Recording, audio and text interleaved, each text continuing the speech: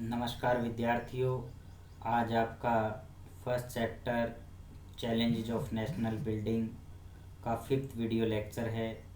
और आज के वीडियो लेक्चर का जो मुख्य टॉपिक है वो सरदार वल्लभ भाई पटेल और राष्ट्रीय एकता, यानी सरदार Vallabhbhai Patel and national integration. आज हम पढ़ेंगे कि सरदार वल्लभ भाई पटेल ने राष्ट्र बिल्डिंग के अंदर, नेशनल बिल्डिंग के अंदर, राष्ट्र निर्माण के अंदर किस प्रकार का योगदान दिया था और वो कैसे व्यक्तित्व के धनी थे, कैसी सरदार वल्लभ भाई पटेल की व्यक्तित्व था और किस प्रकार की पॉलिटिकल थॉट वो रखते थे, किस प्रकार से राजनीतिक विचार वो रखते थे, पॉलिटिकल थ्योरी क्या थी उनकी, नेशनल बिल्डिंग की थ्योरी क्या थी, इसके बारे में हम पढ़ें। सबसे पहले सरदार वल्लभ भाई पटेल के बारे में पढ़ेंगे। The first deputy prime minister and home minister of India Sardar Vallabhbhai Patel, कि भारत के सबसे पहले उप प्रधानमंत्री और प्रथम गृह मंत्री थे।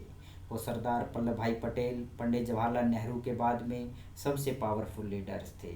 वो मुख्य लीडर के रूप में जो फ्रीडम मूवमेंट में उभर करके आए, वो खेड़ा सत्याग्रह और बारदौली सत्याग्रह के सफलता के बाद में जब उन्होंने गांधी जी के साथ काम किया और गांधीवादी आइडियोलॉजी को फॉलो करते हुए इन दोनों ही आंदोलनों की लीडरशिप की, जो खेड़ा सत्याग्रह 1918 में हुआ था और इसमें मुख्य रूप से ये अंग्रेजी सरकार के खिलाफ किया गया था। जो किसान थे उनके ऊपर अनेक प्रकार का रेवेन्यू लगाया गया था। उस रेवेन्यू को भरने के लिए किसान नहीं थे, तो उस रेवेन्यू को माफ़ कराने के लिए जो ये आंदोलन किया गया था। इसी प्रकार से गुजरात में बारदौली सत्याग्रह किया गया और बारदौली सत्याग्रह की सफलता के बाद में गुजरात की महिलाओं ने पटेल को जो है सरदार का टाइटल दिया था।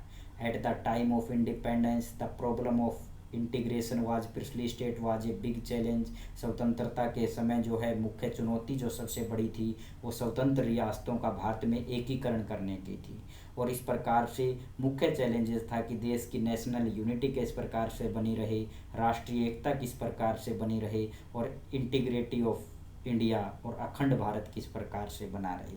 सरदार वल्लभ भाई पटेल को भारत का आयरन मैन या लौह पुरुष भी कहा जाता था। इस प्रकार से जिस प्रकार से उन्होंने पिछली स्टेटों का भारत में इंटीग्रेशन किया, उससे खुश होकर के लोग उसे जो है आयरन मैन या लौह पुरुष के नाम से उन्हें जाना जाता।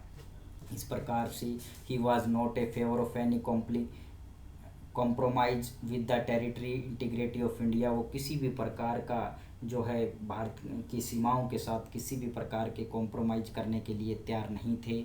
उनके राजनीतिक अनुभव और कूटनीतिक और दूरदर्शिता से भारत की लगभग 565 जो पिछली स्टेट्स थी, स्वतंत्र रियासतें थी, उनमें स्वतंत्रता से पहले ही भारत में शामिल होने की सहमति दे चुके थे। सरदार पटेल फेस की challenge of integration of 3 states.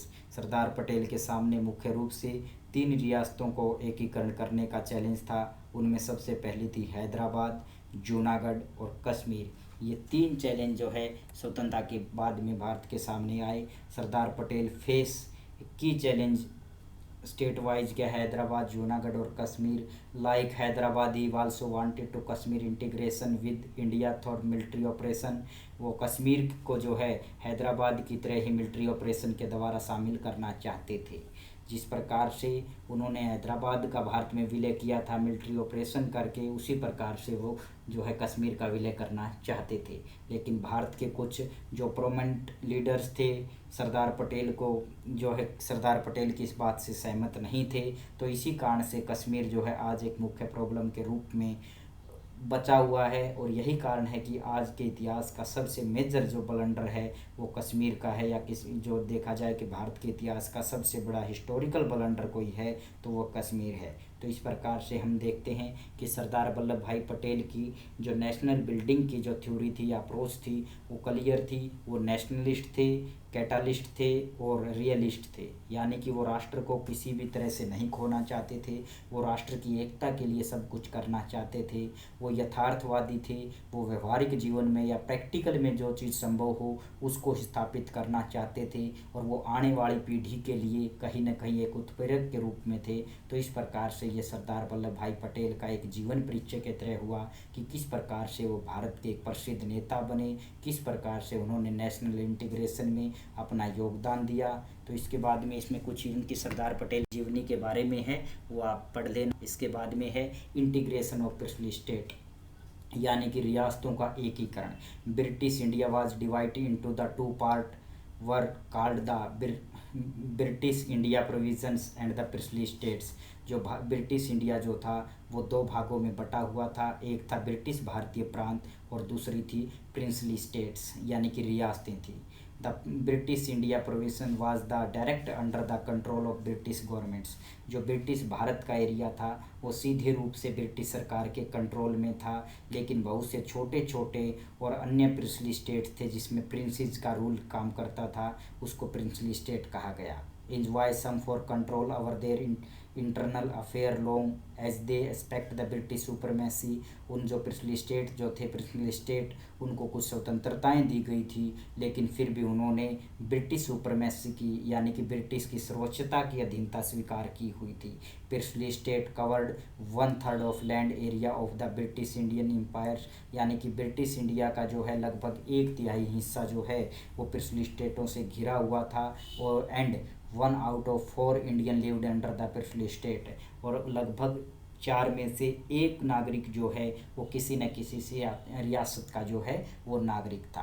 तो इस प्रकार से कहीं न कहीं इंटीग्रेशन ऑफ प्रिंसली स्टेट भी एक मुख्य चैलेंज था, वो किस प्रकार से किया गया। तो इस बाद में सबसे पहले just before independence it was announce by the British that the end of their rule our India princely states also free.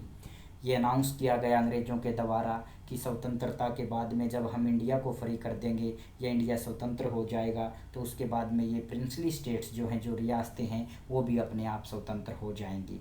This means that कि all state as many 565 knolls would become the legally independence. इसका मतलब ये है, इसका अभिप्राय ये है कि लगभग 565 जो रियासतें थी वो भी स्वतंत्र हो जाएगी, क्योंकि ब्रिटिश इंडिया की उन्होंने सुपरमेसी को अंग्रेज़ों की जो है सर्वोच्चता को स्वीकार किया हुआ था। लेकिन अंग्रेज़ों ने अनाउंस किया कि जब हम भारत को स्वतंत्र कर रहे हैं तो उसके साथ ही इन रियासतों को भी हम स्वतंत्र कर रहे हैं। यह अब इनके ऊपर डिपेंड करता है। The British government took view that कि these state were free to join either India और पाकिस्तान और remain independence if they so wishes. यानी कि ब्रिटिश गवर्नमेंट्स ने अनाउंस कर दिया कि ये सारे की सारी जो स्टेट्स हैं, ये सारी की सारी जो प्रिंसली स्टेट हैं, रियासतें हैं, ये भी अपने आप स्वतंत्र हो जाएंगी। वो इनकी मर्जी है, वो भारत में शामिल हों, पाकिस्तान में शामिल हों या अपने आप को स्वतंत्र करें। तो इस प्रकार से अगर ये सिचुएशन होती, ये 165 की 5 प्रिंसली स्टेट जो हैं वो एक साथ ही अगर अपने आप को स्वतंत्र घोषित करती तो भारत का मैप कुछ और ही होता। ये आपको मैप में दिखाई दे रहा है, जो आपको पिंक कलर का दिखाई दे रहा है, ये प्रिंसली स्टेट को रिप्रेजेंट कर रहा है। तो इस प्रकार से हम देखें कि 1947 को अगर प्रिंसली स्टेट सब की सब अपने आप को स्वतंत्र घोषित कर देते तो आज के समय में जो इंडिया का मैप है वो कुछ और ही होता। इस प्रकार से अब प्रॉब्लम भी पैदा हुई। The problem was start very soon, और ये प्रॉब्लम बहुत ही जल्दी शुरू हो गई। क्या प्रॉब्लम थी? प्रॉब्लम ये थी कि जब ब्रिटिश गवर्नमेंट से अनाउंस किया था कि प्रिंसली स्टेट पूर्ण रूप से स्वतंत्र हैं, वो भारत में शामिल हों, पाकिस्तान में शामिल हों या अपने आप को स्वतंत्र करें। The first of all the ruler of Travancore announce that the state had decide on independence. सबसे पहले जो है तावरणकोर के राजा ने अनाउंस किया, घोषणा की कि हम अपने आप को स्वतंत्र करते हैं। अगले ही दिन हैदराबाद के निजाम थे, उन्होंने भी इस तरह की ही घोषणा की। रूलर लाई के Nawab of Bhopal were press of joining the constitute assembly, और इसके बाद में जो भोपाल के नवाब थे उन्होंने अपने मेंबरों को जो है कॉन्स्टिट्यूट असेंबली में नहीं भेजा। This response of A ruler of the princely state means that after independence there was a very real possibility that India would get the further divided into the number of small countries। इस प्रकार के response को देख करके यह ऐसा लगता था कि अगर ये प्रिंसली स्टेट इस प्रकार का रिस्पॉन्स देते रहे तो इसका मतलब ये है कि स्वतंत्रता के भारत में ये बहुत ज़्यादा संभावनाएं बच जाती है। स्वतंत्रता के बाद में भारत में बहुत ज़्यादा संभावनाएं बच जाती हैं कि जो भारत आज़ाद होगा वो कई छोटी छोटी कंट्रियों के बीच में आज़ाद होगा, छोटे छोटे उसके टुकड़े हो जाएंगे। Prospect of democracy of the people in this the state also look back. ये कहीं ना कहीं जो ये राज्य थे ये अपने लोगों को डेमोक्रेसी नहीं देना चाहते थे, लोकतंत्र नहीं देना चाहते थे, और वो कहीं ना कहीं जो पिछले स्टेट थे ये नॉन डेमोक्रेटिक वैल्यूज़ के ऊपर अपना शासन करना चाहते थे, नॉन डेमोक्रेटिक जो मैनर्स थे उसके ऊपर अपना शासन करना चाहते थे।